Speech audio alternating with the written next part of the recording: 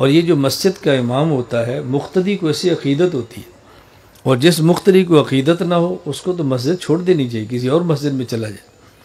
इमाम के साथ भी अक़ीदत नहीं है तो बताओ अक़ीदत किसके साथ होगी? अगर इमाम में कोई छोटी बहुत कमी बेशी हो उसको मत देखो, इमाम इमाम ही होता है।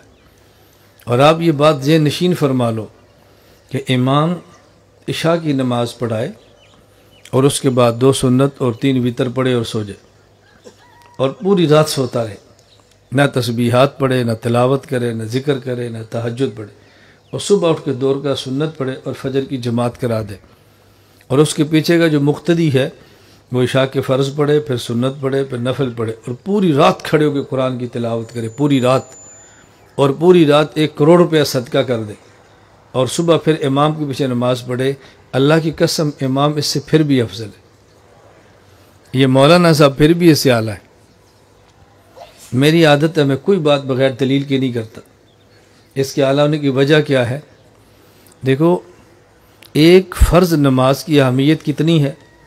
अगर कोई शख्स एक फ़र्ज़ नमाज को पढ़े और वक्त गुजार के पढ़े, वक्त गुजार के पढ़े, तो पूरी ज़िंदगी इंसान नवाफिल पढ़ता रहे, ये जो वक्त गुजार के नमाज पढ़ी है इसका तदारुक नहीं हो सकता।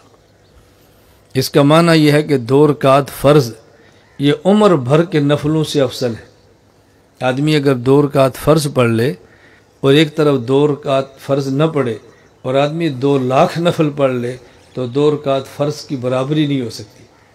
तो फ़र्ज़ कितने आला होते हैं, फ़र्ज़ का मकाम कितना ज़्यादा है। और एक जमात के साथ फ़र्ज़ पढ़ें, अल्लाह उस पर 27 फ़र्ज़ों का अजर अता फरमाते हैं। ये गिनती आपने करनी है, मैं नहीं करूँगा। इमाम इशा की नमाज़ पढ़ाए, पीछे 1000 मुक्तदी हों, तो इमाम हर मुक्तदी को 27 फ़र्ज़ों का अजर मिलेगा, और इमाम को 27,000 फ़र्ज़ों का। और इमाम सुबह फ़जर की नमाज़ पढ़ाए तो हर मुक्तदी को 27 फ़र्ज़ों का, और इमाम को 27,000 का। 27 और जमा 27 54,000। तो इसका माना अगर मुक्तदी 1000 हों तो इमाम को 54,000 फ़र्ज़ों का अजर मिलता है। 54,000। और मुक्तदी क्या कर रहा है? नफल। पूरी रात नफल पढ़ेगा तो कितने पढ़ लेगा? 1 अरब भी सदका कर ले तो नफल ही होगा ना। और इमाम को 54,000 फ़र्ज़ों का अजर मिल रहा है। इसलिए अगर इमाम साहब खर्राटे मार के सोते भी रहे ना, और ये हाजी साहब खड़े होकर इबादत भी करते रहें, इमाम के बराबर नहीं हो सकते।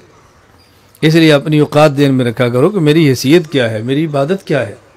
जब ये दिमाग बना लेंगे तो फिर मौलाना से कभी नफ़रत आपको नहीं होगी।